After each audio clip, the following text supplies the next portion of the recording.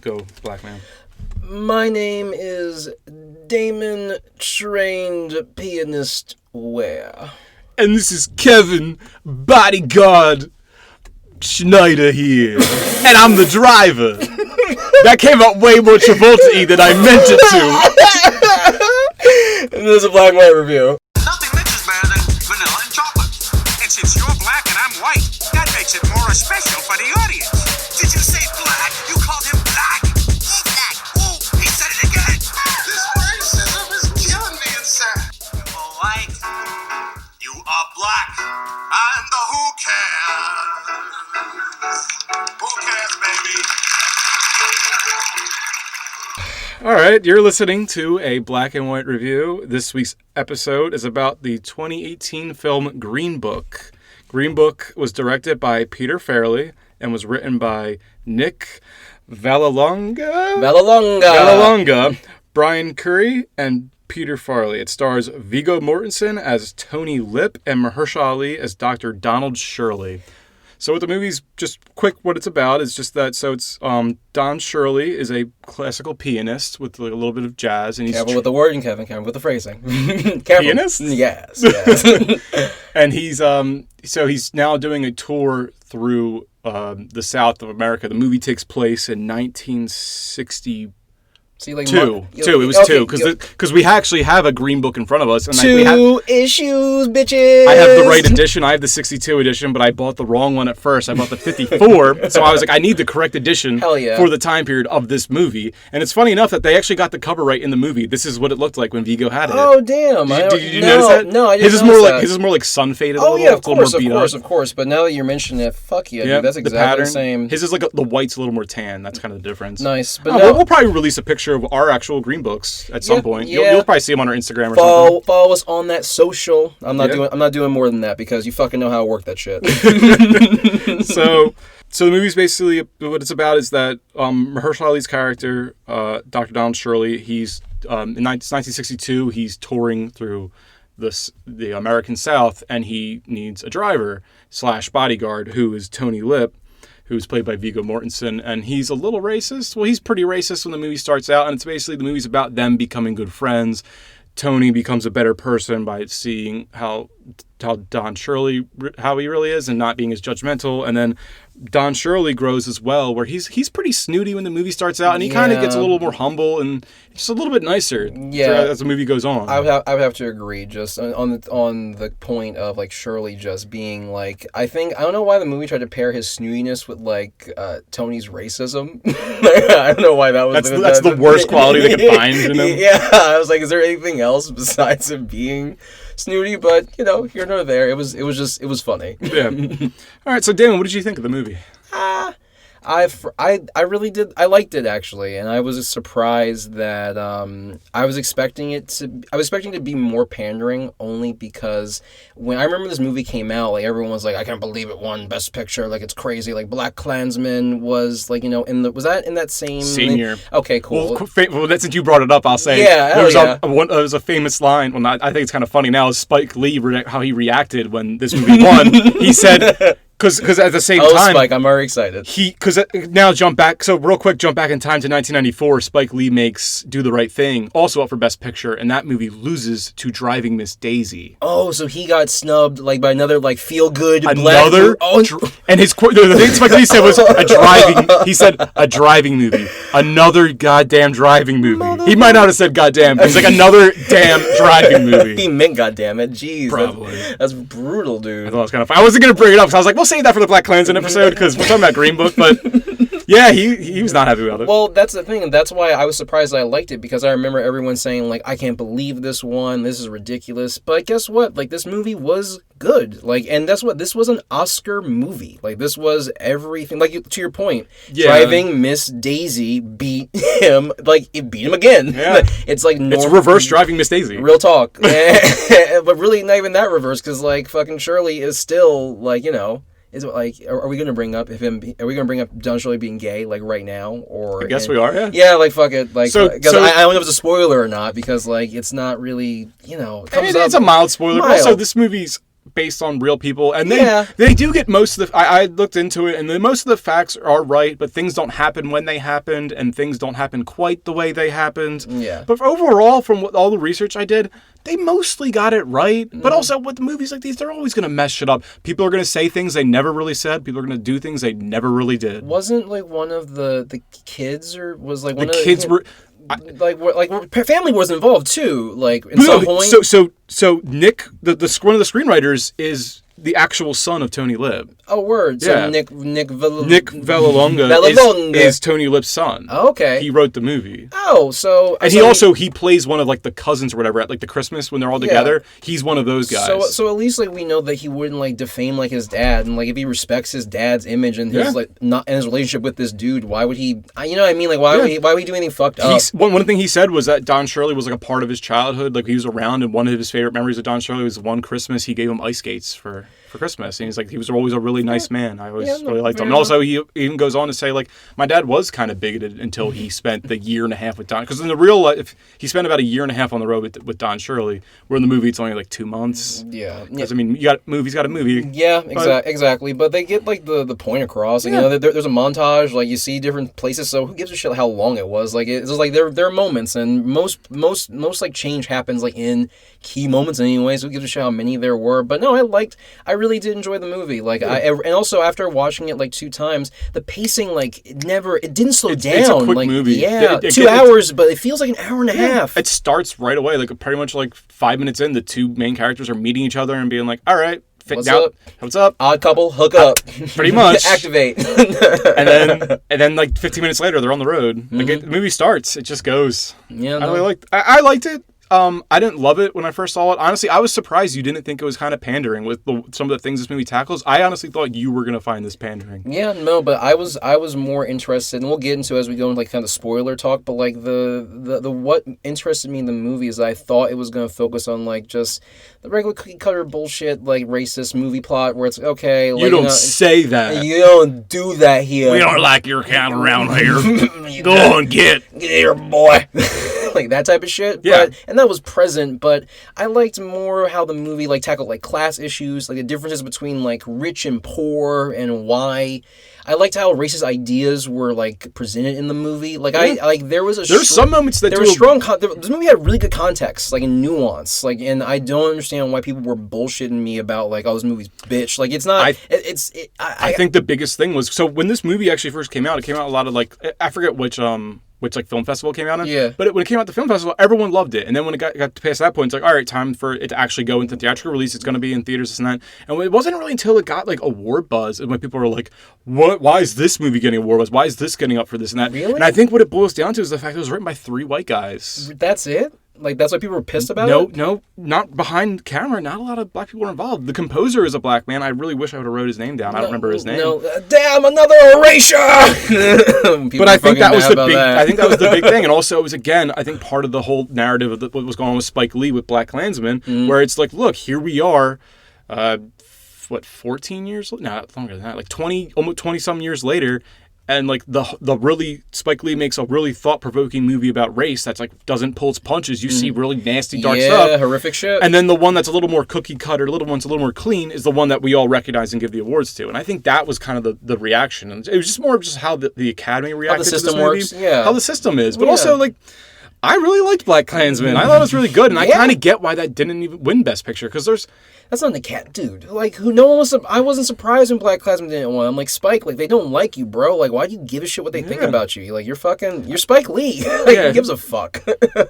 Like, really? So this movie didn't deserve the hate. Like, I enjoyed it. After watching it a second time, I know that you said the first time around you didn't like it, but I remember, like, the second time. I was just kind of indifferent about the first time I watched it. And also, it's funny enough, I was kind of offended by some of the Italian stereotypes because, I mean, I'm just a white guy, but when it comes to the actual ethnicities or race that I know I am Italian and I know I am Irish. After that, I don't really know, if I'm being honest, because my family never really cared. My household was always, so you're an American. Oh, so you're not like, like white supremacists? Your family? Not that way. Never. God. You just had to take it there, yeah, because some white people were like that, Kevin. No. I'm not. So my point is also that when it comes to like, actual like culture with my race, like Italian's probably the one I have the most tie to. Yeah, honest to God, like 'cause my course. grandmom is my grandma was 100% Italian. Yeah. Her father came over on the boat as a kid. Damn. So like when it comes to actually knowing stuff about like my family, the Italian side is the part I know.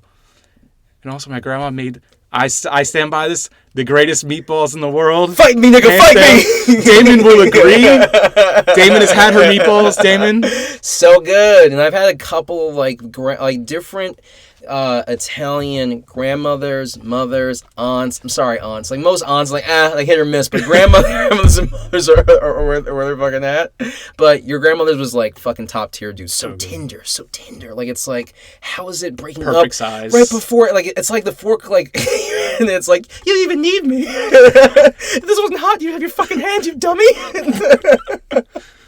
The lady was fucking supreme. But upon second watching the Italian stuff, it didn't bother me at all. Because when I watched it again, I was like, maybe it's also part of this podcast, we're kind of looking for racist stuff. Of course. So I was probably looking for it more, but on second watch, I'm like, the only times they really feel like an Italian stereotypes is one, when they're speaking Italian, because like, I mean, they're speaking Italian, so like, what the hell are you gonna do? Yeah. And then the other scenes was a lot of hand movements. at the end when they're having Christmas dinner together. But honestly, I kind of found it endearing the second watch because it reminded me and my family at Christmas dinner. Like, it was kind of sweet. Like, it made me like the movie a little more. I'm like, you know what? This movie does kind of get the family dynamic right. Hell I'm like, yeah, where it's just son. like, I'm eating that. No, like when you know what's really cool, that what you're speaking of, like the family shit. What brought me like when I saw like what you call Tony Lip's family at the family dinner when the table was real packed, like real tight. Like I was like, I remember that. It's like everyone was like, everyone's plates are on top of each other almost, but it's just a good time. Like it's fucking like, you're right. The family element was really strong in this movie. Like it was a feel. I think people are so cynical, and when a feel good movie like gets popular and people are fucking mad about it, it's like, why didn't this other movie win? Because people don't like having like drudgery on the fuck when they go to the theater. Some people like that, but those are people that are. If this was a feel good movie for most people, and like I'm sorry, dude, like most people would like that. My wife loved it. Yeah, I liked Green Book. I watched it twice, not just for this. I would watch it again. I would consider watching it again just to make sure I was extra ready for this. But when it comes, I mean, if we're going back to Black Klansman, I've only seen Black Klansman once. I liked it a lot, of course, but I know what I'm getting into when I watch it. Yeah. So I'm like, I don't really want to watch it again. Yeah, because like you also too, it's like you have to be in the mood to like watch something that specific, and like I need to be like in a tear of like, okay, I'm gonna watch a documentary or something more like heavy, I guess. But if I'm like, okay, what's 2 hours? Like, what I'm gonna do while I'm in the background? This is a good background movie, honestly. Like if I could categorize it as anything else, like you pop this shit on, like you're just cleaning or whatever, you'll never forget where you're at in the movie. I love the colors in this movie so much. It looks so good. Like this is America, kind of gross. America looks fucking good in this I remember movie. there's the one scene where Tony Lip pulls over on the side of like a random road to go out just to pee. They pull the camera back, and this car is so blue, and there's like this mountainside that they're right next to, and it just the colors. It looks so good. This movie's so nice looking. Oh god. All right, so the movie starts out with Tony Lips. He's a bouncer at like the hottest. He's the bouncer at the hottest club in New York. It's called Forget About It. The Coco Cabana. Is it the Cabana? Yeah, dude. I knew it was like a big deal. I was like, I didn't remember what it was. It's the Cabana, because every time they tell it's like Cabana. Yeah. Like it just got stuck in my head. You see him as a bouncer, and he's like the best bouncer there is. Like he's really good at doing his job. And basically, he finds out that the cabana is going to be closed down for a few months because they need to do renovations. So he needs to find a new job. And that's when his boss at the cabana gives him a call, basically like, hey, this doctor needs a ride. Give him a call. All right. So then he goes to meet him, and he gets up at Carnegie Hall. And he's like, I'm looking for a doctor's office. And then it's like this woman like walking in the hall. She's like, what the hell are you talking about? Like, who let you in here? You're very Italian. And then like she points him upstairs. It's like, no, you're looking for Don Shirley's like residence. Which is another crazy thing. I never knew you could live above Carnegie Hall. Oh, how'd you do that? That's awesome. Yeah, fuck you can't anymore. But like Marlon Brando lived above Carnegie Hall at one point in time. Like a bunch of like famous like auteurs lived above Carnegie Hall. Like it's so sick. A man of culture as well. I think that's so cool. Real talk. Because do you know when they stopped having like? I think it was like. It was in Don Shirley's lifetime, because I remember I told you that little tidbit where when they were finally telling everyone to leave Carnegie Hall, like when they decided like there are no more residences, Don Shirley had lived in there. Like he lives there for over 50 years in real life. Don Shirley lived in Carnegie Hall for over 50 years. So when they told him like you need to go, we're not doing this anymore, he's like, fine, but another big part of this is his piano. What kind of piano is the best one ever? Steinway. The Steinway. He's got a Steinway in his apartment. He's like, fine, but you guys are paying for the crane to pull the Steinway out of the apartment, and they did, and that's true story. That's not in the movie, but that's an interesting thing I found. I fuck with petty shit like that. Yeah, at this point he was an old man, so it's just like, oh, I fuck with petty shit like that. Even harder. Yeah, you're old. Fuck you, dude. Get my piano out of here. Kicking me out. But yeah, no, they meet, and what should I call it? Like, you know, Vigo's like really confused because he thought he was a doctor. Yeah, and he's like, "What are you doing? Like, so what type of shit you do?" Like, and like also, it doesn't help that like Shirley's like crib is like he's got the horns. He's got like just so much immaculate. A lot of that apartment is real. I've seen pictures of his real apartment. Oh, yeah, that's pretty much what it's. It looked like a palace. Even that weird like robe. That robe he's wearing. Yeah. I saw a picture of him wearing not that robe, but a similar robe where it's like it was really just picture like just decadent. the most regal, the most regal things you've ever seen. And this like Bronx Italian's like, what the fuck? It's like the first Black Pope or something. Like that's what it looks like. Oh god. Yeah, the only thing he's missing is like his silly ass hat. Yeah. That's the only thing. That's the only thing that wasn't over the top about the whole outfit. What was his lack of a hat? Peter Farrelly was like, I need a hat. Peter need a hat. And Mahershala was like, I can't do the hat, man. It's messing with my acting. Peter's just like, no, Mahershala, we need the hat. You're already giving us so much. I just need a little more. So basically he gets the interview and, you know, he's like, oh, like, are you comfortable working for a black man? Because, you know, it's 1962. Mm-hmm. We've already seen that Tony's been a little racist. But earlier in the movie, when Tony's like coming home from work, he comes inside and there's two plumbers. Black handyman. Black handyman work on this. And then like his whole family's there and the whole family's just like speaking in Italian. Like, what are you doing, man? Like, you going to just let her be by herself with a repairman in here and this and that? And it's like... And what's even crazier, what pissed me off about that scene was like he was in the house, he was sleeping, and he was sleeping there because he had like he works nights because he works at the club. But yeah, so it's not like his wife was alone with these men, let alone like black. Let's say it's like 1960s and the whole culture. Like let's like put a race aside, but that wasn't the reason. It's because like the blacks, the eggplants, these eggplants near my daughter, Italian. Learning another new slur. This is the best part of the podcast. It's not. It's the worst part of the podcast. I hate it.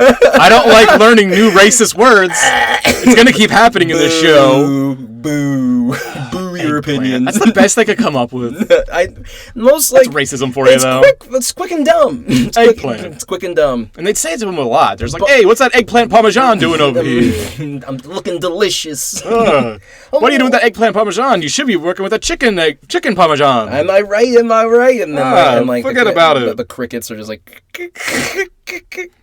Get that gabagool out of here. So does he like disagree? Does he say like "fuck you" at first to the? To the meeting? No, he's fine with driving because he plays off like, oh yeah, I'm fine. He's like, I had a few colored guys at my house the other day for drinks because we didn't bring up the big part. Oh yeah, because the big racist thing of like tangents. Not even them saying the eggplant stuff. It's that his wife is just like, thank you so much for like helping with the whatever needs to get fixed. Here, do you guys want a glass of water? Gives them a glass of water. And the movie like zooms in on these guys drinking the water. So like just to tell you that Vigo doesn't like that these guys are drinking the water in his house. And then later in the movie, we see his wife, like she's taking out the trash, something like that, and just sees the two glasses in the trash. Yeah, like bro, like you're like a working class family. You're not throwing nothing fucking out. Like just on that alone, I'd be like, listen, bitch, like I'm the one doing the dishes all day. You tell me we throw a dish out. What are you doing? That level of racism to me, it's like it's how insane. How are you going to become friends with, let alone work for a black man, if that's how racist you are? Yeah, you're not gonna let him touch lips to shit. Like, and that was like I guess one criticism you can have of the movie. It's like, how are you gonna characterize him as that like virulently racist, and then by the end being like, we're the best buds? Because the movie doesn't need to tell you he's racist, like because he meets Don Shirley 10 minutes in, so it's like you have 10 minutes to establish he's racist, but not like super racist, and it needs to be subtle. So like it's in a subtle way, but I don't think they realize how insane of a portrayal that is. How far to go to be racist that is. Yeah, that's a good point. So because they were like, what's a quick way to show it? Oh, let's do that. But the level, like he could have just like given a look to like a black person, or like maybe like shoved him. Maybe a black person wants to get a Copacabana and he's just like, we're full tonight. Yeah, something. Oh, Don, whoever, you can come in, of course. Not like I don't like your DNA on anything I ever touch. Levels to the racism. Levels to the racism. So I don't think we'll probably talk about it. I'll point out. It's like just your trying so hard to be racist and inconveniencing your own life just to be racist. Dumb. So stupid. That's why racists are dumb. Oh my god. It's fine. All right, so back to the interview. He's like, Don Shirley's like, oh, like, how do you feel about working for a black man? He's just like, well, it's fine. Like, I had a black guy over for drinks the other day. And we're like, the audience is like, get it? Because he's racist. And then that's when Don Shirley finds out that he's married. And he's like, oh, I don't want you, a married man, to be driving for me because I think because he's like, the distance, it's not fair to your wife. I think that's his reasoning. And yeah. It's fair because he even said, you find out later that that's the reason he got divorced because he's like, I was able to achieve my dream as a musician, and then I was married to this woman who I loved very much and respected, but it wasn't fair to her, and also I'd resent her if I gave up my dream, and it's not fair to her for me to be on the road all the time. So it's like, that's why I got a divorce. And it's like, that's totally fair. And like in real life, that's apparently why. But also, we find out later in the movie that he's gay. But in real life, he never came out as gay. There's no real evidence supporting he was gay. Does his family say? But does family know at all? Of all the family stuff I found, like backlash, it was just more of. I mean, it was all more just like he wasn't estranged from his family, and like he didn't feel like an outcast in the black community. Like that stuff, and like just being defensive, like the things that the family would be defensive about. And I feel that. Yeah, and also even if they real talk, even if they did know, like I wouldn't like I like it's one thing to just like I don't know, like people are sensitive about certain things, and the family is like, listen, why are we giving away so much of his shit? Like why even if you forget about the race thing, like an openly gay man in 1962, that's asking a lot. Yeah, that is asking a lot. So even it's like that would just be like, listen, like we're not gonna touch on this. Yeah, so in real life he never did come out, but there were kind of like people do think he was gay, but there's just no definitive like he's gay. You won't find it. You might find like little whispers or something, but it doesn't matter. It doesn't matter. Yeah, it doesn't really matter. Because like that wasn't really the whole point of this movie, or like what it was trying to like do. It doesn't matter who was fucking who. Yeah, it doesn't matter. Yeah, really. In real life and in this movie, because the movie does not take a lot of time to dive into his sexuality. And honestly, the scene, and we'll get to it later when we get to it, but like that was probably the scene that was the weakest in the whole movie, just from like a scene writing perspective. Like it just didn't make sense for what the hell was going on.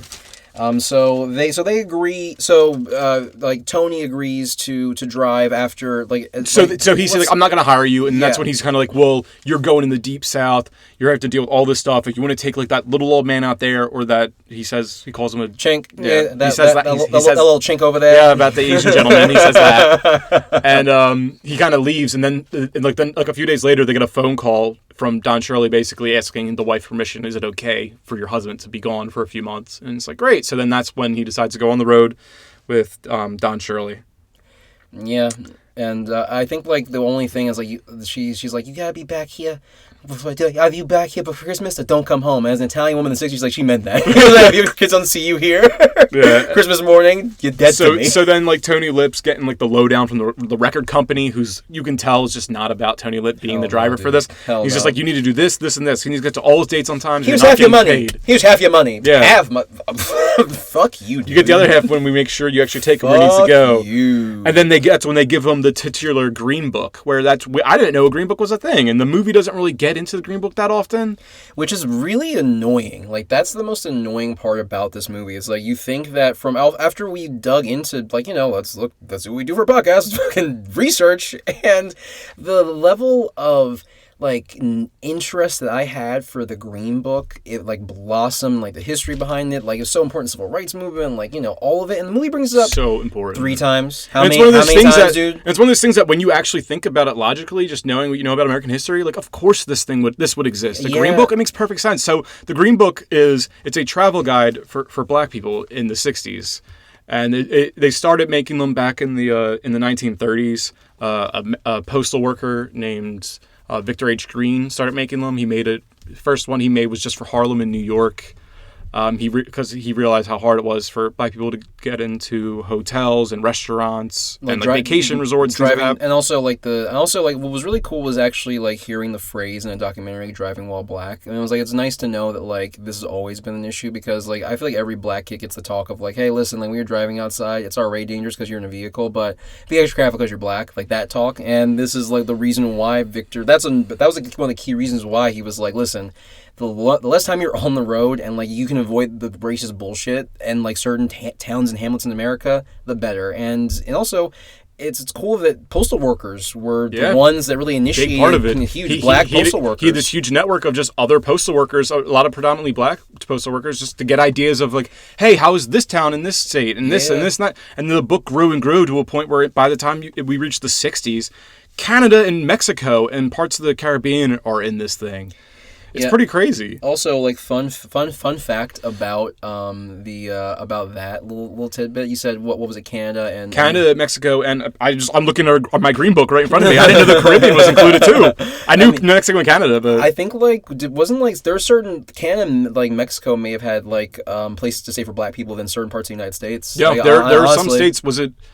I forget. I think it was. I think it was North Dakota. It was North Dakota. No, my guy, it was North Dakota. Sorry, North Dakota. Sorry, bro. Calling you out. Sorry, bro. But the reasoning was just that they didn't know any black people out in North Dakota, and they just didn't want to take the risk. Yeah, because real talk, like I mean, it could have been completely fine, but if it wasn't, then you might get lynched. Yeah, realistically, you might get lynched. You might be driving down the road, and a bunch of men dressed as pointy-headed ghosts are going to chase you down, like fucking silly dum-dums. Like it's like a Monty Python sketch. It's like, ooh, we're ghosts of the South. Oh, silly kids. Fucking clown. Fucking clowns, there, dude. Okay, so they're giving them the lowdown of the Green Book, and he basically telling them like some places he's gonna, Dr. Shirley's gonna stay here. Sometimes you're not gonna stay with him. Sometimes you're gonna be in the same hotel, and that's just how it is. Like, you're not going to be together the whole time. This book is going to make sure you stay on track to make sure they don't run into any trouble. You don't run into any Klansmen. Like, try your best to avoid like anything that'll fuck you up. There's a lot of things they can run into, and things that we never even knew existed until we started doing some research. But we'll get into that state or city when we get into it. So they're leaving Brooklyn, you know. Tony Lip's resisting to being his driver. He doesn't want to carry his bags. Shirley's also a pretentious asshole. Yeah. Like, so like neither characters make it easy because they haven't developed the bond. They didn't have that bond yet. But to the movie's point, it's only been like 20 minutes. Yeah, it's only been like 20, maybe 30 minutes. So maybe. you say the whole movie is actually it's organically like you're going to see these men fucking kill each other, get along. So I'm glad they get right into it. Yeah. So they drive for a little while, and they're just kind of chit-chatting. You find out how like a little racist that Tony is, and how Don Shirley's just kind of pretentious. Yeah. Like Tony's smoking a cigarette, and he's like, I can't breathe back here. I mean, I get that. I totally get that. Yeah. But just the way he says it. Also, I wonder like how like I know it's like tobacco companies don't give a fuck, but I feel like 1960s tobacco companies like this is like Don Shirley's like, yo, getting cancer, please. I don't need cancer right now. Like, no filter. Yeah. No, like, here's the tar right in your lungs, baby. So they live like a back and forth, and Tony's wife gives them sandwiches for both of them, and because like he doesn't like Shirley's talking to him, he eats Shirley's sandwich. Because Tony likes to eat. Oh yeah, Tony loves to eat. That's something we didn't bring up.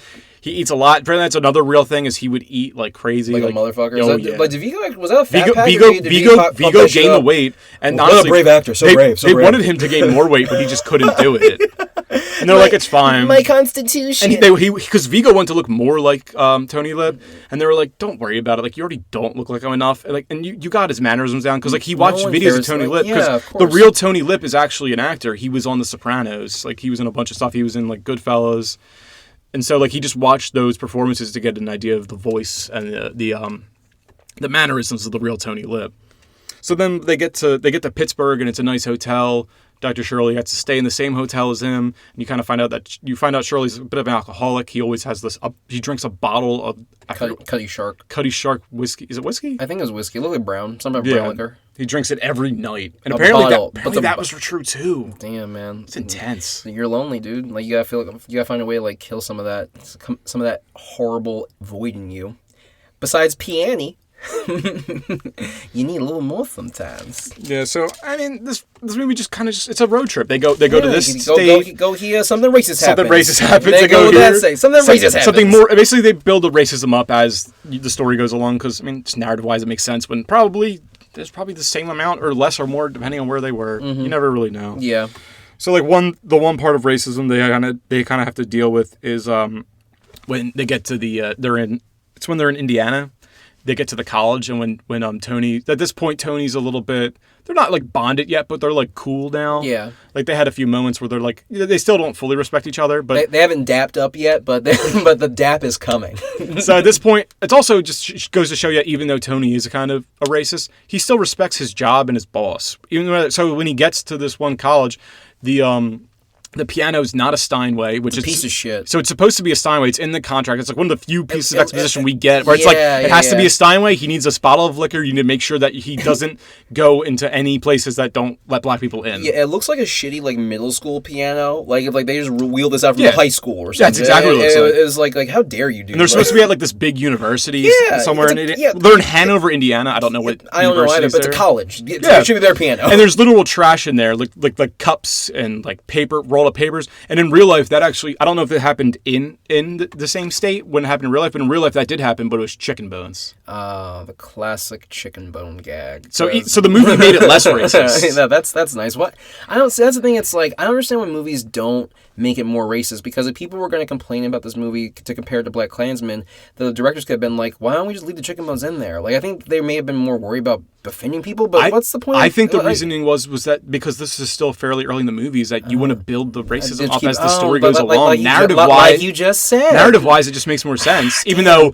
logic-wise, it doesn't make sense. You probably deal with the same kind of racism or not racism, depending on where you are. Like, I don't know. No, but dude, to your point, they're building up the racism too, because in that scene, the chicken bones aren't there, but then the guy's like, well, come on, why you care about this piano? Like, Coombs can play on anything. Yeah, that's what he says. But then Tony, my boy Tony, just fucking smacks the shit out of him. Smacks him so hard. And at this point, the other members of the Don Shirley trio, which I don't know if we might have forgot to mention, they're part of the band members, but they're both white guys, so they don't have to deal with as much stuff as Dr. Shirley. Yeah, they're white. So they see him do this, and you can't even see them being like, oh shit, dude. He's with it.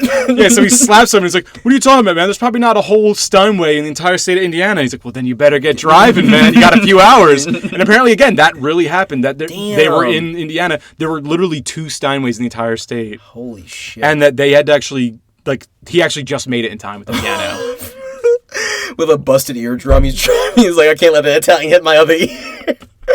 But no, but it does show that, like, even though Tony was, like, very bigoted, and he's still doing his job. Like, he's protecting, like, the talent. He's making sure that, like, Shirley gets to perform the way he needs to. But also, I just remembered that the reason he slaps him isn't quite, like, it's not because he says these coons can play on anything. What did he say? He says it because he's like he calls him a greaseball. He's like, come on, greaseball. Oh damn! I thought it was because of the coon comment. Maybe it was a part. I remember. He calls him a greaseball.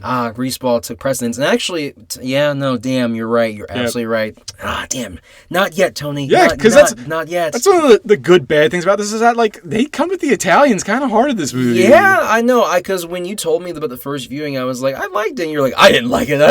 Upon the second watch, I was like, damn, they're coming at Italians. Like, not hard, but like I never like when movies like match, like, well, we have to make sure there's not a lot of black stereotypes, but I don't want white stereotypes either. Like, I just want good, compelling characters. Yeah. And, like, stereotypes are real. Like, these are based on real people. Yeah. And from what I've seen of the real men, they do feel like the real men. Yeah. Like, I've seen, like, we watched an interview with Don Shirley, and just Mahershala Ali does a pretty good job of getting his cadence. Yeah, like, it's because, like, he had a very particular vocal pattern. Yeah, Mahershala looks nothing like him. Not at all. But the way he spoke, I was like, you're doing a very good job of, like, getting the essence of what this dude was. If you look at the comparison, wasn't James Earl Jones like the one? Yeah, James Earl Jones was the interview. We'll probably link that somewhere, because that is an interesting interview where he talks about race. Yeah, and it's one of the few interviews with Don Shirley I could find, because he was a very private man. Well, I'll put that on the website. Yeah, I'll send it to you. Word. All right, so then after that scene at the piano, then they're driving again, because we're just going through state to state, progressively more racist. Now we're in Kentucky, and that's when they see the Kentucky Fried Chicken in Kentucky. When's that ever going to happen? And Tony pulls over. No, that, and also, to be fair, folks, just to know, that wasn't Kevin ad-libbing. That's what's in the movie where it's like, look, Shirley, Kentucky Fried Chicken in Kentucky. And Don Shirley's like, Jesus fucking So they pull over to get the chicken. He gets a bucket, and he's just like, how can you eat that? Blah, blah, blah. And he's just like, oh, man. I was like, I don't know what to tell you, Dr. Shirley. Like, this is the best KFC I've ever had. Maybe it's because I'm in Kentucky. I don't know. And he's trying to get Dr. Shirley to eat it. And he's like, no, I don't eat it. How do you even eat it? He's like, take it. He's like, well, I might get some on my blanket because Dr. Shirley has like this blanket. I really wish I should have found out if that was true or not. I don't remember if it was. But like he every time he sits in the car, he has like this blanket like perfectly covering his lap. Mm-hmm. So that's when he's like, well, I'll get grease on my blanket. And then Tony rightfully goes, oh, I'm gonna get grease on my blanket. Take the chicken, you dummy. Even I watched the movie. He's like, yeah, shut up. My God, you're an adult man. Didn't you say like people were fucking mad about? So that's why I bring it up. Yeah. People were mad about this but one of the things the family was mad was like he ate fried chicken before. He knew how to eat fried chicken. Blah blah blah. It's like that's not the point of the scene. The point of the scene is that this man is a very eloquent, esteemed, self-respecting man who just doesn't eat with his food, which that's the actual truth. He doesn't eat with his fingers. He doesn't eat with his food. He eats with his mind. Yeah, he doesn't eat with his hands like that. Oh, so he only used utensils like. I don't know if it was only, but like that's just how he was. Because everything I found about this man was he just wanted to do everything with dignity and like respect and grace. So yeah, this guy isn't a man to eat with his hands like that. Yeah. So like he's like trying to eat the chicken, and again, the people saying like, of course you knew how to eat chicken. Like, that's not the point of the scene. The point of the scene is to show how Dr. Shirley is a little out of touch with the black community, and how he also needs to lighten up a little bit, man. Like, just eat some chicken. It's fine. Yeah. You've never had fried chicken before. Like this. According to this movie, you've never eaten fried chicken? Just have a piece. You might like it. And if you don't, then Tony Lip will be like, hey, don't throw it out there. I'll take that. Because I'm Tony Lip. I eat everything. I'm Tony Garbage Can over here. But yeah, no, and I think like that's one of like the first times that Tony like makes it, not the first comment that he's made, but he's like, come on, you people love this fried chicken, and then like Shirley's like, we're not all the same. Yeah, because he's also surprised because on the road trip they're listening to a lot of like Aretha Franklin, Little Richard, Sam Cooke, and John Shirley doesn't know any of them. Who's that? He's like, who's that? Where I get that he doesn't like that's not his music genre, and he's out of touch with the black community, but like Aretha Franklin, it's the 1960s. Aretha Franklin. You're a human being. How do you not know these names? Come on, my seriously? God. Aretha Franklin. Ridiculous. Iconic. Especially with like the level of culture that he's at, you would know an iconic black woman like like that's one thing where a movie will do shit like that, where it's like, here's a message, but like, why are we adding this little like thing? This is like you were doing a good job. Like you don't have to do this much. Yeah, come on. It's like making a movie now about like a white person who's like just more like out of touch with their whiteness, and it's like, who's Justin Timberlake? It's like, are you kidding me right now? I don't care. That's so. Who are the Kings of Leon? And it's like, but no, it'd be like 21 Pilots saying, like, who are the Kings of Leon? Like, motherfucker, you know who they are. You know exactly who they are. So this is when we see the first crappy hotel for Dr. Shirley. Oh, yeah. When we're in Louisville, Kentucky right now. The Carver Courts Motel, where because we have our green books, I looked it up. Oh, good job getting the name. Was that real or not? It's not real. Not a real hotel. At least according to my 1962 edition of the Green Book, it's not. Well, why would it be the 1956 one? It'd be fucked up. It was like, it was in 1956, and then we got the town better. Yeah. But that's also another thing that historians point out that was wrong with this movie, is that the point of the Green Book is that you don't have to go to crappy hotels like this. That they have nice hotels like this everywhere, but some places didn't. That was just the reality of the situation. And I'm talking and stalling so I can pull the page up of Louisville, Kentucky for as long as possible. And I forget the alphabet, so it's taking way too long. You forget the alphabet? Oh, God. I can't just read. Does N come before K? Oh, God, I can't think. You forgot how to read. I did. How to read. Now you have dyslexics feel. Check your site privilege. Kentucky. This motherfucker doesn't have glasses or nothing. All right, so Kentucky, Louisville has a few places. I mean, let's see. We got the Brown Derby Lounge. We got the Elite Tavern Grill. Nice. Frank's Service Station. Hook's Hotel. Mickey's Bar and Grill. The Allen Hotel. Which, why did you say at the Allen Hotel, man? What are you doing? Yeah. I'm looking at the Green Book right here. The Allen Hotel. It's probably nicer than the fictitious Carver Courts motel. Fuck yeah. There's also Turner Drive-In. Ooh. Damon, if we were doing this trip, we could go to a drive-in. I miss movies. Also, there's the YMCA and the YWCA. Young Women's, at least the YWCA. I assume. Yeah. I didn't know there was a. You didn't? No. Yeah, no. Why? Just not as catchy. I guess it's not. So it's like it's not in your head as much. YW. Yeah. So this is another kind of out of like Shirley feels out of touch with black people. If you want to, no, because like this is, and that's another reason why like I enjoyed like a good portion of this movie is because it really broke down a lot of like the subtle types of like not even prejudice, but like there's class differences even in the same groups of people. Like black people aren't a monolith, white people aren't a monolith. Like it's just people are people. And in this scene, like Shirley is visibly uncomfortable around these people because he has nothing in common with them. It's not like you could be the same skin color, the same whatever the fuck, but he's different, and he feels like I like seeing that because like a lot of black people and a lot of minorities have this. I feel like this pressure of being like, well, we all have to conform to like an opinion, or we're always in danger of being grouped as like a group when there's always schism in the group. And these people are like, they think he's a butler because that's the only thing they can even think about, being dressed that nice as a black person, and even he feels sad about that. Like that's why he's like, oh, I got to drink. Like they can't even see me. Yeah, they're basically in a motel parking lot just playing horseshoes. I think is what they're horseshoes doing. Are fun. It's love horseshoes. It's so fucking fun. So like they were trying to get somebody else to play with them, and he was like, oh, I don't play, and this and that. I don't. Also, his legs are crossed. He's wearing a fucking like. He's wearing a nice suit, like night silk robe and shit. Yeah, Shirley's always decked out in some nice clothes. Dude, he dresses to the fucking nines at this whole movie. Like he's always like to like, no, I need my cufflinks to the shower. Does he rock an ascot in this movie? I don't want to picture it because I picture it, but that made my brain being like, you know, he does. I think he does. I mean, and if he does, he pulls it off. Help us look for it. Look for the ascot. Look for the ascot. I don't know what it looked like. So that's when he leaves, and this is when we get our first like really egregious racist scene where because we're in Tony Lip is in his hotel room eating an entire pizza not cut, which again apparently real. Apparently his dad did that because he folded up the whole pizza pie like a taco shit. That correct. Was real. Apparently.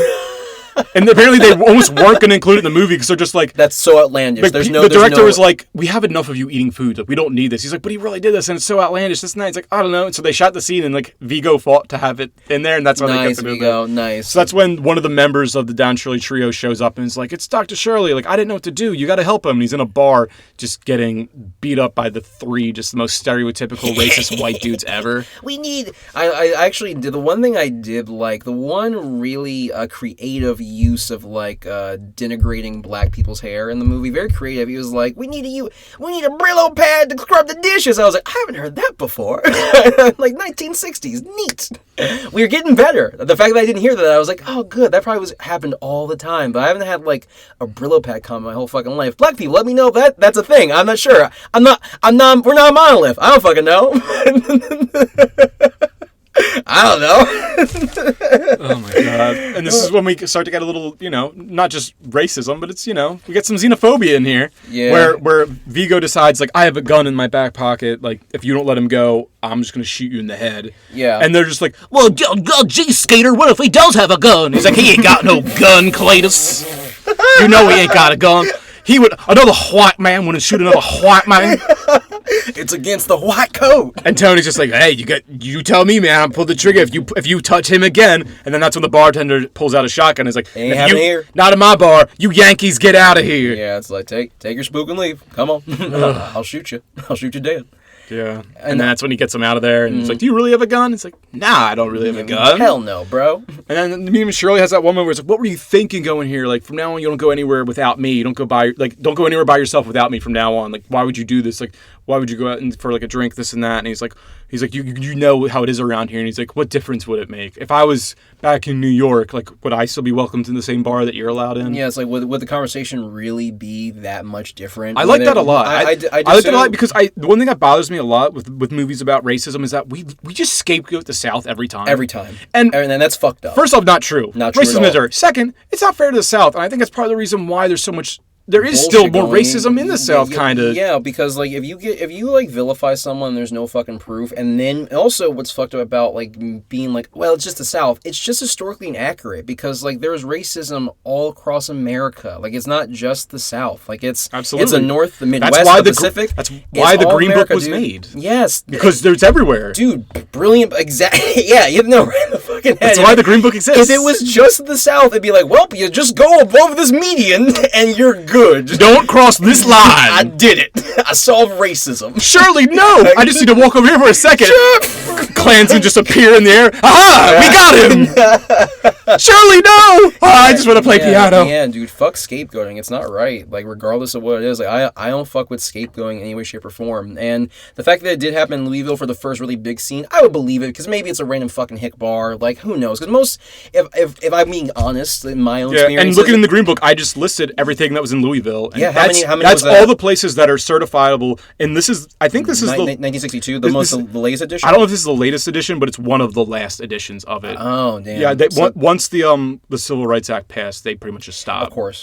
Of course. Yeah, no, so, I mean, in my experience, like, when I've had the most racist shit happen to me, usually been, like, just small towns areas, but, like, that's usually because people are just ignorant. They don't meet black people, usually, but that's not even their fault either. But also it goes to show that, like, it's a whole other level. It's not just black people. Like, they call them Yankees. Like the fact that Vigo, it's damn, like, you bro. get out of here, too. Neither one of you are welcome in here either. Because, it's just, like, and that's why I like the movie. It brought up the fact that, like, there's a lot of division. Like, it's not just black and white or anything else. It's like, no, like, everyone's fighting about some shit, but we have enough to like get the movies. I like the movie because like so much shit that people they were fighting about, but the moral of it was like we gotta get along, like we gotta find a way to do it. And if Tony and Shirley can do it, like or we haven't gotten to them actually winning yet. they're still at odds, but eventually if they can do it, we can too. We can struggle with them. So after this, the next stop on the tour is this really nice huge house where was that a plantation? It felt like a plantation. It looked like a plantation. Like a plantation. And a lot of the people, you can tell that like this is like a racist part because a lot of the people are kind of giving looks about like, oh god, a black man's entertainment tonight. He's right here. He's in a suit. What? Who's?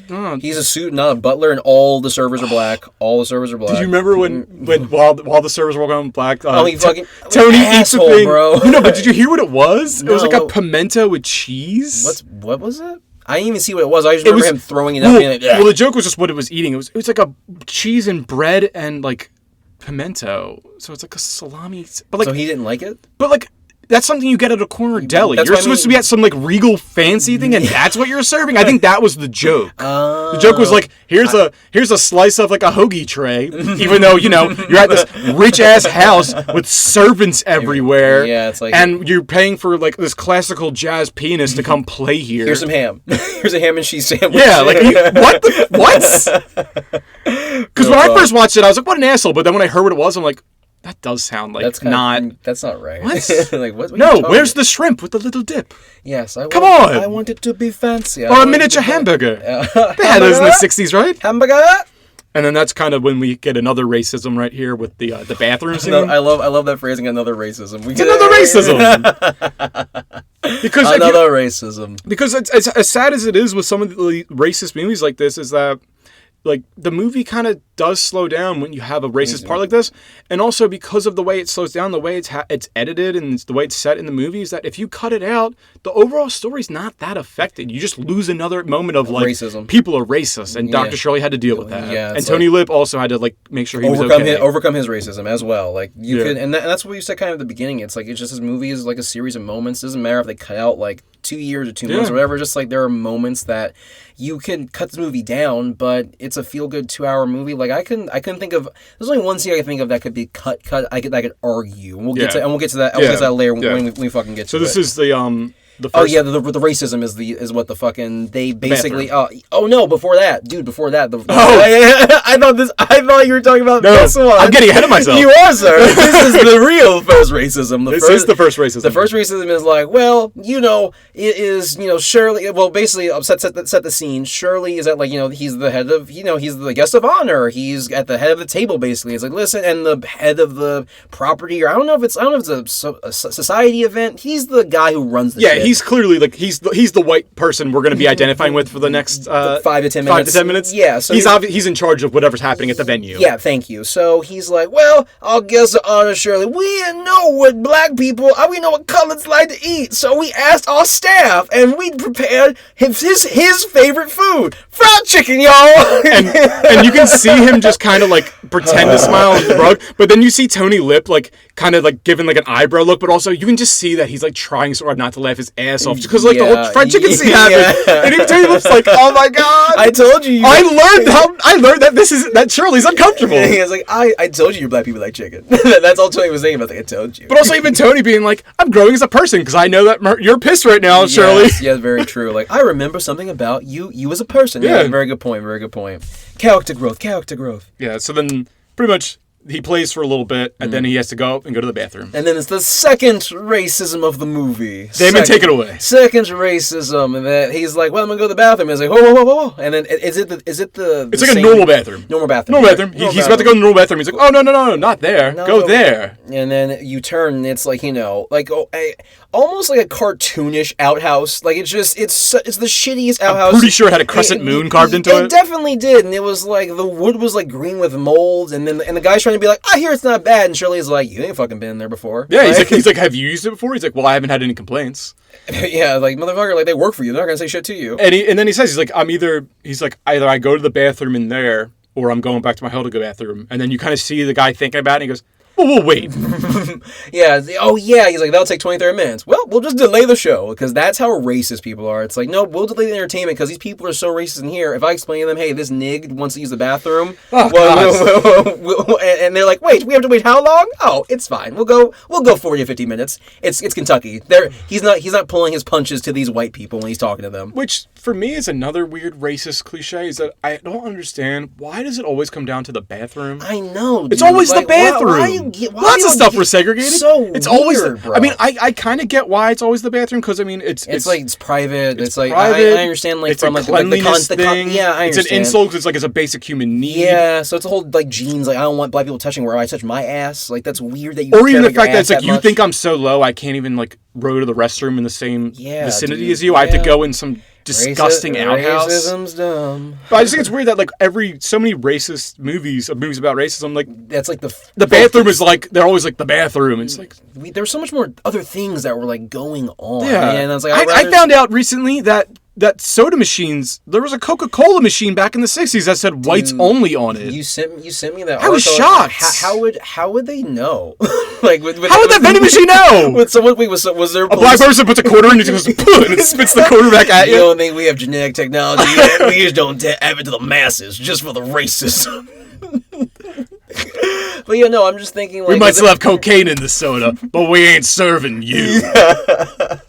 Was there Chaplin being like, whoa? It's like we're using our tax dollars to police the soda machines. I'd be pissed as a white person. I'd be like, what are we doing? Another instance of just racism just being inconvenient for everyone. Dude. So stupid. so dumb. So then he goes to the bathroom, comes back, and then that's when they're in they're having like a good character moment where Shirley's helping Tony be more articulate, which apparently this is a real thing. That was really sweet when you told me that was this was real. This was it was a sound clip from a documentary called The Last Bohemia. It was about people that lived in Carnegie Hall. And this was like a sound clip from that, but also it wasn't in the actual documentary. It was like an excerpt from it. And I couldn't find it online because a bunch of people removed it because I think it goes against the narrative of people not liking this movie. Because there's a bunch of clips of basically Shirley being like, we had to be friends. Like, I trusted this man with my life. Like, we couldn't be just employee-employer. Yeah. The stakes were so high. He's like, we were friends. And then also, the other thing, he says, the quote from him actually is, I trusted him implicitly. Tony, not only was he my driver, we never had an employer-employee relationship. We got to be friendly with one another. Damn. So Shirley even supports it. So also in that documentary, he brings up the fact that like Tony couldn't speak. This man couldn't talk. So I had to teach this man how to actually speak correctly. Oh my God. So it's even dumber sounding in real life. Where it's like this man couldn't talk. Where in this it's just like, I'm a guy who doesn't write letters. Hey honey, you're so beautiful. You're so beautiful. You're like a house. You're like a house. All warm inside with my my feeling hot and kids and stuff. Shirley being poetic helps him write the letters. He makes him look helps him to be more articulate. And they even have vocal lessons. Nothing sexier than a man in 1962 that can write a good letter. Oh, yeah. Oh, hot diggity damn. Letters. That's what you brag about back then. It's like, my man wrote me a letter today. You got a letter? Once a week. Yeah. That's what the great joke is. Because as the movie goes on, the letters just progressively get better and better, of course. He's like fucking Chaucer yeah, going in on it. Where at one point his wife, who's played by Linda Cardellini, who for some reason she's typecast as the wife now. Yeah. She's the wife and the founder. She's Hawkeye's barefoot and pregnant wife in the Avengers movies. Like I bet she's got that hot like mom like face. So Yeah. like, it's just like, you know, She's probably at that age now too. she could get it. Yeah, she's on that show on Netflix with Christina Applegate that people like. Which Dead to Me or something? I forget. People like it. Apparently okay. she's good in it. Fair enough. That's She's the good. point. I liked her in So this. that's the one part I like. Really like. So when she's reading the letters to her, I think it's either her sisters or sister-in-laws. It's her sister-in-laws, I think. And then like her brother, who's played by what's the comedian's name? Sebastian Maniscalco. So he's in the family. Or something similar to that. Something Italian. Yeah, so he's in the family too. So she's reading the letter to the girlfriends, and they're like, "Oh, I didn't know he had such a heart." And that's what she says to. He's like, "Why don't you write me? Why don't you write me?" And then he goes, "Yeah, why don't you cook me a meal first?" And that's like fucking. That's a brutal comment. And like, everyone, it's just a joke in the movie. Yeah, they're like, haha, because like you're not even the woman coming to defense. You know you don't cook if your girl. No, it's not your girlfriend. It's her family. And it's like, well, bitch, you really don't cook. Tell me one time you cooked. Your husband's always coming over. Yeah, so they're doing the letters, and that's a good character moment, and then that's when we end up in Macon, Georgia. Macon, Georgia. Macon. I always pronounce it Macon. Macon? Like bacon. I don't know. I don't know. Like, cause like English is dumb. I just saw it written. I didn't hear it said. So I don't know. Macon. So that's when they're walking in Macon and So I don't know. What's that? It's a country song called "Walking in Memphis." Oh God, that's a. It's not important. I'm so black. So now they're walking down the street, and then they get this one. We get our next racist moment where they're at the the suit shop, and it's kind of like what's gonna happen because Tony walks in being like, "Oh, look at that suit, Doc." Also, we're in the South. Or that we're in Macon, Georgia. You said like, where's the sign? Like, come on now, come on, bro. Like, you're gonna do No a racism. suit- If we're no gonna do suits for you. If we're gonna do a racism, do this shit right. Like, there would have definitely been like a whites only, like no coloreds, like unless Don Shirley was just like obviously. But guess what? Actually, no, that's bullshit. He should know where he is. He's smart enough, and the movie makes it seem like he's not smart. Yeah, because Tony bunch walks of in and shit. is like, "Oh, look, we want to try on that suit in the window there," and he's like, "Okay, great." So the guy gives Tony the suit, and then Tony immediately passes to Shirley. And he goes, "Oh, his skin touched it. We have to burn it. or you buy it." Wait, you're gonna burn it? Yeah. Why can't you just give it to me? It's tainted now. It's no. I see the black on Yeah, it. and they're basically just like, you can't try that on. You have to buy it, and then we can alter it, but you can't try it on. And then that's when they're like, "All right, let's go." And then Tony's just like, The racism. Oh, I've grown so much, and I'm disgusted. I didn't know racism was real. I thought I was the only racist. I've grown now, so now other people should have grown too, right? We're all a monolith as whites. We sync up once a month. So that's next scene is I think he does another show, and then that's how we have the incident at the YMCA. Yeah, and that's the thing. It's like we kind of talked about earlier when they characterized at least Shirley in the movie as gay, even though there's no real evidence and everything. I think this was the weakest scene in the movie, regardless of like what it was revealing as his character. Like if you take away like him being gay or straight, it just like I understand why it was in the movie. His sexuality is not relevant. Not relevant to like the main point of like what this movie is. It's like this is about like like the Green Book. It's about like racism. It's about class and just all these other things. I mean, I'm not trying to like talk about because gay rights are important too, obviously, but it's like it doesn't feel like the movie even cares enough. Yeah, to even do it the right way. If you're gonna do a gay rights thing, do it good, and they didn't even do it well. No, like, it was just it's very brief. It was tacked. And it's kind of gross because it's like he got. So what they're saying in the movie is, so Tony has to go down to the Y where he finds Shirley handcuffed to a radiator in like the showers. Yeah, you're right. It is gross. That was gross. And another man is also handcuffed, a white man. He's handcuffed in the radiator too. And there's two police officers just being like, someone found them, doing that thing we don't understand. And this was the part. This is the main scene. The main part of the scene I didn't like was because listen, you're already in Macon, Georgia. Like I've seen like a racism happen, and now one of the cops is black. Yeah, one of the cops was black, or I mean, darker. Like I don't know. Like he looks like a very light-skinned man. After watching it 2 times, I was like, because I remember I texted you the first time. I was like, did I notice a black guy as a cop in the movie? And you were like, I'm not sure I myself actually. And the second watch, he looked pretty fucking black. Because according to the movie, this is the same place where he couldn't try on the suit. So it's just odd where it's like, a black person can't try on a suit in this town, but they can be a police officer? Yeah, and then I wasn't sure, like, if blacks were barred from, like, I didn't look up if blacks were barred from the police force at a certain time, but, like, just, it didn't fit, like, if it was a different city and then I saw a black officer, I could make it more believable, but in this town, like, you're in the YMCA, in this same area, and they're okay with a black man policing them? We're literally, like, 3 scenes away from the suit scene. Yeah, you've categorized, unless the YMCA was different, but they haven't told us they moved anywhere, so they've categorized the race. Because I took note of this where specifically he says, because then this is where Tony bribes him to let him go because he wants to make sure he gets to the tour on time. Yeah. Where he goes, I was just in your lovely town earlier today and saw some nice suits. You're right. And he's like, you bribed me? He's like, no, it's a donation department to buy some suits. So it is the same town. Yeah, so they've categorized the level of racism in this town as one way, but like it just that made me mad. It's not just a continuity error. Like just the fact that he says, I saw some nice suits in your town. So I was like, okay, so you're in the same town. You said it. Like this clearly isn't a mistake. Yeah, this was a simple fix of like just don't have a like I wouldn't. It seems like it seems dumb because it's a nitpick, but in a movie about race, it really isn't a nitpick. No, like it's confusing. Yeah, I'm like, what's going on? Like, are we in the same area? Is this more progressive? Is the downtown area more progressive than where they were at before? Yeah, because the police officer is like very light skinned, and Mahershala is not. He's a dark man. Yeah, but if that's the case, that's even more offensive. Like, what? Like, you think he wouldn't pass as black? Like that motherfucker, he's black.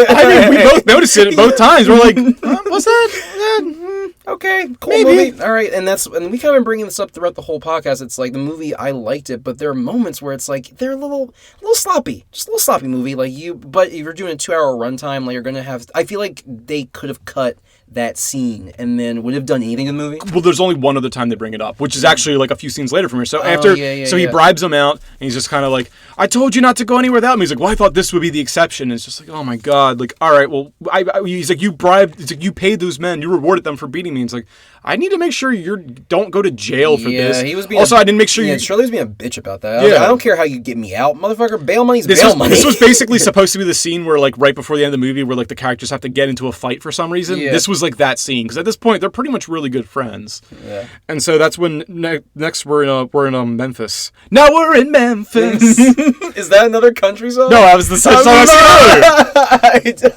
I already forgot. Walking in Memphis. Would it be anyone? Is it like someone that I would know? Honestly, I forget. Okay, that's fair. I forget. It's like an early 2000s, late 90s country song, so I don't know. I don't remember. So that's why. So now we're in Memphis, and Shirley actually has like a nice hotel, and they're staying in the same hotel together, and that's when he runs into those Italian guys. Oh yeah, because like the movie at the beginning, like you see. We didn't bring this up. Yeah, because like it wasn't like it's important to I guess Tony's character, not to the overall context. It is important. It is important because it comes up a couple times. But in the beginning of the movie, like you see moments where you see that Tony is affiliated or knows about the mob in the Bronx in the '60s. But he doesn't get. But you can tell he's like, I don't get involved in the shady shit. He's on surface shit. Yeah, he's like I'm a bouncer. I use their connections so I get my family paid. Yeah, but like he's not going to get down in the dirt because in the beginning, when he's still trying to get a job, because like it's right after Don Shirley's like, I don't think I should hire you. He goes to this bar and meets like the mobster guy, and he's just kind of like, so you want to do some work for us down at the docks? Because I heard you need work. And he's like, what kind of work? He's like, work. And it's like, I got a job. I don't need it. I'm flush with cash right now. Even though he just got fired. So you know that like and he's just got denied a job. I made like throughout the whole movie it's like they're trying to portray him as like a gray, like you understand like he's still a good guy because even though he wants to provide for his family, he's not about to murder someone for his first one kid. So he meets them again when where are they again? And they're in Memphis. So they meet again in Memphis and they're like, hey, you working for a black? Like what's going on? Like I'm not sure if I wrote down. I think they call him an eggplant again. Again, cool. Maybe that's why I didn't. I was like, oh. Apparently, I actually talked to my one friend about this. Apparently, that is like a legitimate, actually funny enough, and Do the Right Thing. Apparently, he works at the pizza shop. Yeah. Apparently, they call Spike Lee's character in that movie an eggplant, but they use the Italian word for it. Oh, and apparently the Italian word is more of the slur than actually saying eggplant. Fair enough. Also, the Italian racism's still getting across. Racism is going to racism. Yeah, so that's when they're like, what are you doing working for this guy? You should be working for us at this thing. And he's just like, and they're speaking in Italian. And he's just kind of like, oh, like, you know, like, I'll talk to you later. I guess I'll meet you at the thing. And then they go back to the hotel, and Shirley's like, what was that? He's like, oh, those are some friends of mine. Like, whatever. Don't worry about it. Because at this point, Shirley thinks that he's going to abandon him and go work for these guys. So then Shirley and him at that moment, like a little bit later, where he goes up to Tony, he's like, you've been very good, like, working for me, this and that. I want to, like, pay you more and have you do this and that. And he's like, Shirley, like, what are you talking about? Like, we agreed on what I was paid. It's fine. Like, you don't need to do this. And then he reveals that he knows Italian and speaks Italian. Like, I heard what they said. And interestingly enough, apparently the real Don Shirley spoke 8 different languages. Polyglot, son. Because we also hear him speak Russian to one of the members of his trio. Yeah. Because one of the members of his trio is a Russian man. Oh yeah, no. That's so he heard the entire thing. He was like, "Hey, listen," and he tries to like do the shit where he's like, "Come on, man, like, I'll suck your dick. Don't leave, please. I'll give you money, whatever you want. Please, don't go." And he's like, "Come on, man, like we signed a contract." Yeah, he's like, signed a contract. Yeah, he's like, I'm not going there. Hell no. Because he's like, oh, I'm gonna have dinner with. He's like, you're into that dinner, aren't you? He's like, I'm not. Like, I'm not leaving, dude. Like, come on now. Because the movie also makes a big point is that he's a man of his word. Yeah, he's a man of his word. Yeah, he gives a shit about. He's got pride in who he is. So he's like, listen, I told you I'm gonna drive you, and regardless of what they offer me, because they're gonna give him their mop. He's like, I don't know. He's like, I'll double it. He's like, I'll double what they're paying you. He's like, listen, man, I don't give a shit. Like, I owe my allegiance to this black man now. For now, we've leaped the hurdle. We're friends now. You don't understand. You weren't there for the rising action. You didn't see the arc. Oh, Tony, what the hell are you talking about? He got you writing letters now. What? You're saying nice things to your wife? Oh, God. Get that gabagool out of here. Gabagool. Mitch Gamool. Oh, my gosh. Bippity boppity Italian. So what is... I think after this is when they're... What is it? Well, they're... That happens. So they talk about their music, where he's like, "You're a great musician. Yeah. Like no one can do what you do, the way you blend." Like you, because this is when he reveals this is true too, is that Shirley wanted to be a classical pianist, but was told repeatedly, no one's going to want to listen to a black classical pianist. Like the white audiences will never accept you, and that's why his music is more classical jazz, which apparently he really was told. And this is like a really sweet moment with Tony, where Tony tells him, he's like, yeah, like you're not just playing what like Bach and Mozart and all those classical people play that I can't think of off the top of my head right I know now. Chopin and like, you know, all the other like ones you Mozart, learned. Beethoven. You know, the biggies, but he's like, you no one plays like you, man. Like, you're the shit. And he's like, I want to play classical the way I do, though. It's like, but why? You're writing your own original content, and you're mixing 2 genres. That's amazing. Yeah, like that. You're a virtuoso. Like, you're a fucking genius. Yeah, like, and even like the man is a genius. And even before, and to Tony's point as his character, even before Shirley's helping him write the letters, there's a scene where he's like writing back to his wife, and he's like, the man's a genius. I feel like that's the reason why he's so quiet all the time. I know he's all those thoughts. He's thinking all the time. Like, I think that's why he drinks. He even says that. Like, I think that's why he drinks. He has to just shut the fuck. He has to stop thinking sometimes. Yeah. He's smart, dude. Oh God, the characters are the best part of the movie, honestly. But now the more we talk about, like, the movie's plot fucks up, but Viggo and Marshall's like chemistry, they're great, fucking on point. Dude. Mahershala got the Oscar for this for best supporting actor, and Viggo was nominated for best leading because Viggo is the lead of this movie. Because it's mostly about him. It's his time working with Shirley, and it's from his perspective, which I think is another good... also raises the point of just how, like, the fact that this movie was written by 3 white guys, where it's like, well, the story is about a white guy learning from a black guy, so it should be... I mean, not should be, but it makes sense that that's the way it would be written. Because it's them also learning from it. Because this kid actually knew the guy who wrote this movie knew Don Shirley in real life. Yeah, no, that's very, very true. So it's doing its job. And they both did a great job. They're both really good in this movie. Yeah. Like, there are other people in this movie, but they're the only 2 that really matter. Yeah, and that's the thing. It's like, if the 2 people are great, who gives a shit? Like, they'll carry... Movies have been carried on one person's shoulder, so both the leads are strong. They just jump back to Linda Cardellini reading letters every now and then. So after like the good heart moment of, you know, no one can play the way you play, that's when we get to the super racist scene. Yeah. The penultimate racism scene of the movie, probably. Yeah, and then I think this is in Jacksonville. We don't really know. I tried to figure this out. Well, I couldn't figure out. So I'm already kind of mad about like where they stop, because we kind of goes back to what we were talking about with the scapegoating of the South, because like Shirley was talking about, the only reason they would go north is when they were done the tour. So they haven't been going north; they've been going further south. So for this to happen where it did, very, very inaccurate for where they occur. They're probably somewhere in Louisiana. according to the movie, they're probably somewhere in Louisiana. No, because I had them last in Jacksonville, Mississippi, but then I didn't know after that. Was town after Jacksonville? No, this is actually before Jacksonville. This is before Jacksonville? That's what Oh, yeah, you're right. Louisiana, you're right, because I wrote Moulin Rouge Telepo. Like, is that in Louisiana? Because they list, like, a bunch of towns, like, mad fast. Like, I might have missed that, then. Yeah, dude. Like, I think you're right, though, because Louisiana... No, I only really took note of the ones that, like, pop up really big on screen. Right. Oh, okay. If it was something, like, small passing by, I didn't really... Okay, word. I missed it. No, because I think there was one town where it was, like, Telepo, but I don't know. No matter where it took place, I didn't like where the scene took place from a historical context. According to, like, the movie's rules, it's somewhere between Alabama and Louisiana. Yeah. According to, like, the movie. But you don't really know where. And this actually apparently really happens. Mm-hmm. Almost verbatim. Yeah. But not where, not when. Oh, okay. That's the only difference. So this scene is they get lost on the road and they end up in a sundown town.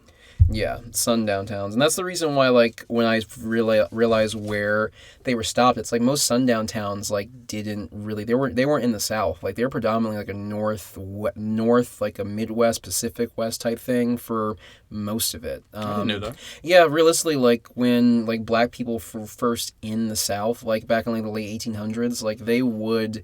Like, some people did a great migration at one point, but usually, like, southern people wanted black people in their towns for manual labor, like the shit job. So it's like the culture was they used to be slaves. So why we let them not be our maids, our nannies, like our cooks and shit. Sharecroppers. Exactly. So it's not like they were keeping them out of the kindness of their fucking hearts, but they were like, listen, they do like the bitch work, so we need bitches. Whereas the northern towns, where most sundown towns were, their thing was, listen, like, blacks are a problem. We don't want them in the town. Let's just try to expel them in some way, shape, or form. And then once they leave, they would say, we're all white. Now we're not letting anyone else that ain't white in, like, regardless. And then also, this didn't just happen to black people. It happened to Chinese people. It happened to Indian people. This is just one iteration of, the majority fucking with the minority. So I don't want to, like, ever exclude anyone's, like, fucking struggle, because it's not anyone's. It's just everyone's battling against racism. That's everyone's fight. That's all it fucking boils down to. So in this scene, they basically pull him over. It's like, this is sundown town. You have a black person in the back of your car. Let me, like, see your ID, get out of the car, the most... Aggressive. I should be doing a voice for how aggressive... I know. Oh, what we doing over here? Like, what are you doing there, boy? we don't like you in here. And then he's just kind of being like, oh, like, he's in the car, like, it's fine. Like, he's like showing his ID, and the other cop's even like, he can just give me the ID through the window. It's like, no, you get him out of the car in the pouring rain. And his racism, like, transfers to the other cop, because at first he was like, hey, what's going on? And I was like, get him out. He's like, all right, get. Like, he gets all, like, but southern hick, which is a good point. I like what the movie did. Very good point. I know he did a good job of that subtle shit where it comes... It's the fraternity. It's from the power down. Like, most bullshit. Like, this guy's a new recruit. He's like, wait, why aren't we just giving him... Why aren't we treating him a certain way? He's like, nope, get him out right now. Like, just, okay, you're my boss. I guess I'll be an asshole. I have to match your intensity. Yeah. Also, you have to match your intensity as a fellow police officer. You're escalating it, so I have to escalate it with you now, I guess, my guy. Like, it's fucking stupid. But that's when he gets out of the car. Gets out of the car, and then they're looking at this. They're checking his IDs and stuff, and that's when the cop... He's like, you work for him? What? That's ridiculous. He's like, yeah, he's my boss. Like, why is he in the backseat and why is he driving? Like, he's my boss, this and that. He's like, well, I think he says, like, what are you anyway? He's like, oh, I'm Italian. And that's when he says, oh, you're half N-word yourself. But he actually says it. Oh, yeah. And then Tony punches him in the face. Dude. Oh, my God. And then they end up in a jail cell. And, like, I was so pissed, dude. I was like, because I knew, because the scene was going to happen. I was like, okay, it's rain. This cop's not letting him go. He's going to get fucked up in some way, shape, or form. But, like, you can just see Shirley's look of just like, motherfucker, come on now. Yeah. Like, I'm black down here. Yeah, my first thought was like, you're not black down here. Like, don't fuck with me like this. Because, like, I'm going to get arrested too, dude. Like, I'm just here. Which is exactly what happens. Yeah. And then in the jail cell, Shirley says, like, I understand why. So he's like, I understand why my friend is in this cell, but why am I being detained? He literally is being like, he's pleading his case. Like, excuse me, hello. I didn't punch anyone. What's happening? What did I do?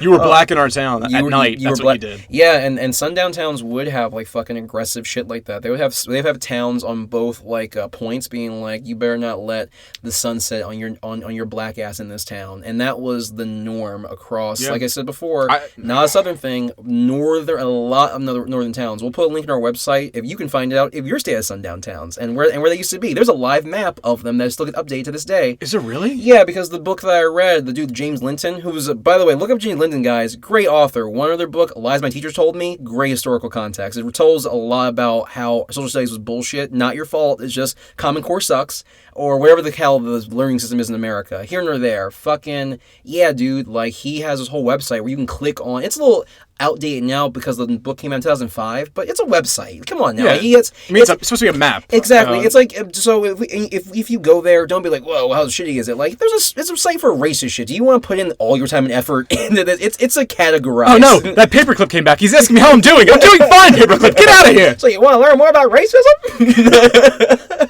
Click more and find out. It's like, wow, this is really interactive for this. Oh my god, why does the paperclip have a torch now?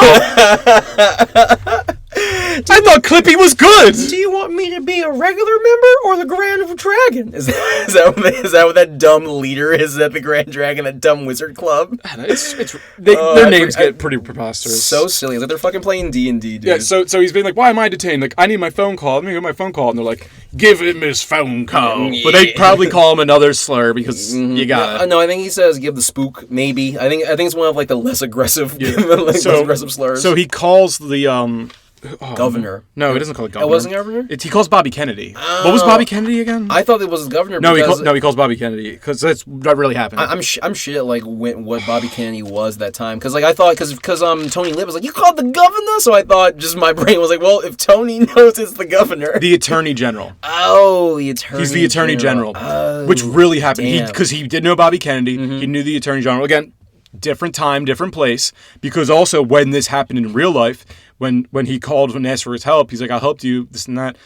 And so he actually stopped the tour because JFK was assassinated like 2 months after this happened in real life. Oh, shit. So because of like, he's like, I need to be there for Bobby because he's my friend. Yeah. And he did this for me, so he put his whole tour on pause so he could be at JFK's funeral. Oh my god, dude, that's fucking wild. I had no clue that the tour got even. So he never. So no matter what, Tony wouldn't have gotten all of his money anyway. It's like, well, the tour's not finished. We don't care who got shot. Well, the tour's not done. Well, it's a good thing this movie's only takes place over 2.5 months and not a year and a half. Yeah.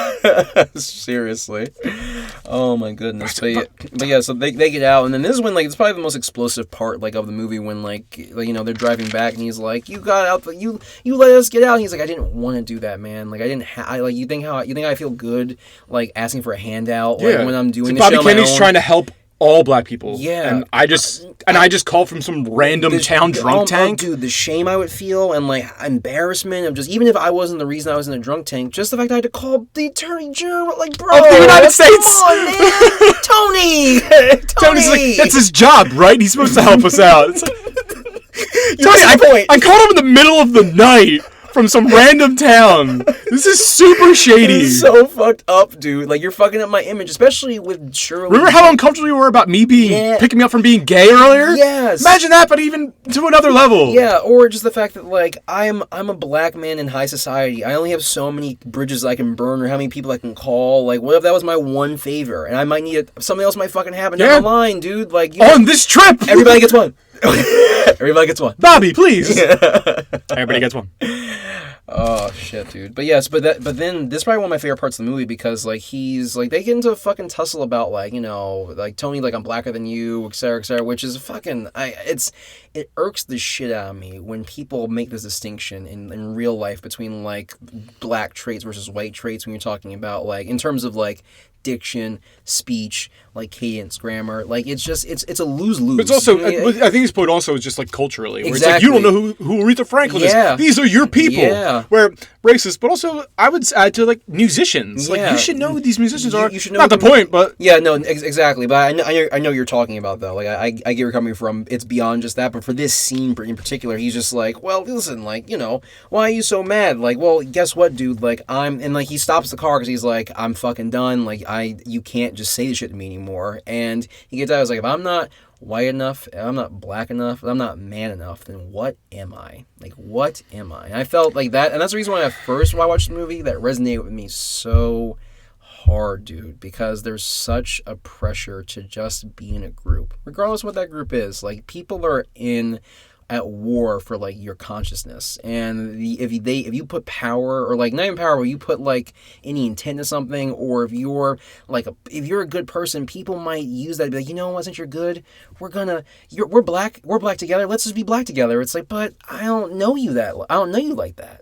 Like, I don't care if we're black, we're together, white together. It's like, we're not all the fucking same. So I've always been like fucking, like, someone's always said a comment. I've never been in one place where someone's like, oh yeah, you sound like white. I'm like, you're one of the whitest black people I know. It's like, shut the fuck up. I've heard people say it to him too. Shut the fuck up. Nigga, I'm black as can be. I feel fear when I see a police car. I'm black. So shut the fuck up. And anyone that said to me in the past, I forgive you. But now you know, if you say it to me again, I'll come at you correct in public. I'll flame the fuck out of you. Kevin's been there where I've embarrassed people. It's been pretty funny. I've never been dumb enough to say it, because why would I think that? It's fucking stupid. Real dumb. But I wasn't surprised when people say it to him. Yep. And so, like, that's the reason why I liked, like, when I talk about the characterization, I wasn't expecting that aspect of the movie. So, like, the alienation that Shirley feels, a lot of people can feel that alienation if they're excluded from a group they think they should belong to, regardless of what, like, the race is. Like, just like that concept of, like, just being a part of something. Like, and he doesn't feel like he's a part of that. Like, bro, like, that fucks you up. Like, regardless of what that group may be, like, you may want their pain, even though they're, you know consciously their pain doesn't matter. But it's, come on now, like, that. He seemed like a really complicated man. I know, man. He was a smart dude. Like, it's hard to, like, fucking Tony was saying, he was like, that man's so fucking smart, dude. Like, he's just thinking all the fucking time, and his lifestyle too. He's lonely, like, just a traveling musician. That life in the '60s, bro. Yeah. I imagine, like, doing now. Like, at least you got a fucking plane, but you're road tripping the shit. I mean, even with his trios, like, his trios changed all the time. Really? Like in real life, his trio in this movie wasn't his trio at the time of this tour. It was a different two guys. So his trio would be different sometimes. So, like, even with them, he probably wasn't super close with. Yeah, no. So he would have to, like, just always, like, pick up and just do the same thing. But even if you love it, it's still, like, work. You're still doing a job, and you don't have something to come back to. Like, bro, that's misery. I feel so bad, like, for Shirley. So and I think the only reason why I resonate so much because Mahershala Ali's a fucking talented motherfucking actor, boy. Second Oscar for this movie. Hell yeah, motherfucker. What was his first one? Moonlight. Oh, that movie was fucking good. Yeah. But intense. Like that was a tough watch. That was an intense movie, but really good in it. That proves my point. Like, he knows the fuck he's doing. So after that, like, I think, like, how they resolve that blowout. I know he blows up, and then I think it's mostly he just blows. I think it's more of just an emotional thing of, like, he just needs to let this out. Yeah. And Tony just lets him let it out, and then they get back in the car. Okay. And I wasn't sure if there was, like, Tony had said something else after, like, he fucking just screamed. I don't remember. I think it's just. I think it's something more just he just needs to work through it emotionally. Gotcha. So this is where we're at, like, the last leg of the tour now, and they're in are they in Birmingham? I think you're right. Yep, I said Birmingham. They're in Birmingham. Yeah. And, you know, just last stop of the tour, they get to this nice hotel where you think everything's going to be great. They're like, you can park right here in the front because you're the guest of honor. And he's like, oh, maybe this is going to be a little different than I thought. And then he sees his dressing room, and it's literally a broom closet. Yeah. And it's just like, all right, well, I guess you take what you can get. One last leg of it, fuck it. Like, so I've been dealing with the racism this whole time. Yeah. What's at that point, too, I feel that. It's like, what's the fuck's one? It's like moving. Like, okay, I got one more box. What's one more? What's one more fucking box? One more box. Yeah, fuck it. So then Tony then goes and has dinner with the other members of the trio in the dining hall where Dr. Shirley is going to be playing that night. And he's sitting there just being like, man, I don't understand how Dr. Shirley takes all this shit. Like, I would punch, murder, I would not put up with this shit. And they're like, you don't understand. Like, he chose to do this tour. Like, he could have been playing, like, in upstate, making way more money, but he didn't. He chose to do this tour because he wanted to see the country, and also he tells them the story of what happened to Nat King Cole, where in 1956, Nat King Cole was performing at the Municipal Auditorium in Birmingham, Alabama, and in the middle of a performance, a bunch of Klansmen got on stage and just beat the crap out of him. Yeah, and what do you know? Was that the 50s? Like, it was 1956 when that happened. Dude, like, that's fucking wild. That wasn't that long ago. They're like, getting me dragged off stage for being black in a town. Because he was, quote, singing white songs. A black man singing white songs. What a dumb thing to say. It's like, the culture, like, there's been an exchange of, like, music for, like, years between, like, I just hate it so much, dude. It's so stupid. It's disgusting. Didn't you say that people, like, look like fucking hillbilly fucks like they should? If you guys get a chance, try to look up the people that attacked Nat King Cole. The one dude is literally, like, overweight and cross-eyed. Like, he looks like someone did, like, a putty version of a person, like, stop motion. He's like, yep, that's my first draft. It's like if I just said overweight racist, you would just picture this man. Like, overweight racist from the 60s. Or overweight. Like a weird dopey mustache. He's just does he have a mustache? I don't know. I thought the taller, less dopey one had a mustache. All like, three of them that we had pictures of were all like they all just look like stupid racist, ignorant fucks. Because and also to even to that point, it's like they look like backwater hicks. Like most like racism occurs in small towns because of, like, isolation. Like, you don't know. You're like, exposed you don't to expose to anything. If you're ignorant, all you have is, like, what you're exposed to, like, you know, secondhand or third hand, especially if it's, like, back then. At least now we have television. Let's say, like, you don't know black people or Chinese people, wherever the fuck. Like, at least you can look online, Google, whatever. Like, but back then, it's like, what do you mean black? What do you mean, like, what do you mean you're what do you call it? What do you mean Japanese? You mean Chinaman? Like, no, I'm Japanese. No, I don't understand that. So, I feel bad for people that don't have, like, culture. I feel bad for these people because chances are if they hadn't grown up in an all-white town, like, they had no choice being, like, fucking feeling that way. Because racist ideas are poison, bro. Like, they're just, it's hard to fucking get it out. Like, it's, especially when you think it's right. Like, if you've been taught your whole life that's right, like, ugh. I can't imagine. Like, it's, I feel so bad. They're so dumb. So this is when, so after Tony hears this story about what happened to Nat King Cole, Shirley's about to come into the restaurant, and they're kind of like, there's something awkward happening between him and the maitre d'. And the maitre d', and of course you know what's happening. They're not letting him in. Yeah, we've seen this scene 3 or 4 times in the movie already. You can't come in. It's against the restaurant Black, policy. White, gooble gobble. It's against club policy. We don't let them. You can't eat in here. It's against the rules. And it's like, well, he's gonna play for you guys. Are you serious? Can we get one fucking exception? Like this one time, like even Tony's like getting more mad than Shirley. He's like, come on, man. Like he's tired of his friend because now Shirley's like at least his confidant because it's been like 2 months. How long has it been? 2 months. I've been 2 months. Yeah, 2 months. So he's like, come on, bro. Like I'm watching my new boy like get fucked over again. Like it's the last day. Exhausting. This is the last leg of the tour. Like seriously, and they're like, we'll let you like we'll get you whatever you want for the menu, and you can eat it in your dressing room. And even Tony's like, are you serious? Like, in that broom closet? Fuck you. And that's when he makes the stand where he's like, I'm eating in this room or I am not performing tonight. And then the guy's trying to like bribe Tony. He's like, well, take him to the Orange Bird down the street. You can eat there. And it's like, you think you can bribe me? And he's about to like beat the shit out of him. And that's when Shirley comes up and he's like, if you want me to perform, I'll perform. But if you don't, then I won't. And then we just cut to the Orange Bird, which is like this. It's just like a bar. I mean, just kind of like a bar you'd see now. like a very like classic like dive bar. Yeah, dive bar with a band. Mm-hmm. Oh yeah, the live band. Yeah, classic juke joint. Man, that's why I love the little line. I was like, man, I need to start saying that next time I go into little bars I've never been before. He goes, well, we'll take 2 of whatever your special, whatever you're known for. I'm like, I need to start doing when I go to random bars. Like that's a boss move. Like, let me just get whatever you're famous for. I'll eat that. Hell yeah, simple. And then you're like, it's still a surprise. Like, hey, tell me, just give me your special. Give me a thing like you everyone talks about. Catfish something. No, he says 2 orange birds because it's like the name of the restaurant. Oh, is that what it is? Yeah, he says 2 orange birds. I remember. Message. Makes sense. Yes. So then that's when, Shirley decides to get on stage and play his music because the girl behind the bar is like, you're in a nice suit. No, it was really funny because when the girl was like, because like Tony's walking in, it's a white dude, it's a black bar. It's a black bar. Yeah, Tony's the only white guy in there. Yeah, but he doesn't get any like looks or anything, does he? No, people are just kind of like. Just kind of not aggressively mean looks, but even like, what? All right, well, yeah. And then when the bartender looks at him, she's like, "Are you a cop?" He's like, "Do I look Irish?" I forgot about that. And I lost it each time because that was common. Like that was actually a true fact though. Like most Irish people, like or most policemen, like the 1900s, like they were a lot of them were Irish. Like that was like the stereotype comes from like nothing to see here. I know that comes from like true facts. So that's when the girl's just like, oh, look at you all dressed up. Like, what do you do? And he's like, oh, he's a pianist. And it's like, don't tell me, show me. He tells him to get on stage. Yeah, boy. And he starts playing the classical stuff and killing it. Oh yeah, and I remember. Oh yeah, after the second, I can't remember the first or second time I watched the movie, but I'm telling Kevin, I'm like, I kind of want all the black people to boo him, like boo, leave, classical. This is a juke joint. What the hell is this? Give me the saxophone and get the fuck off the stage.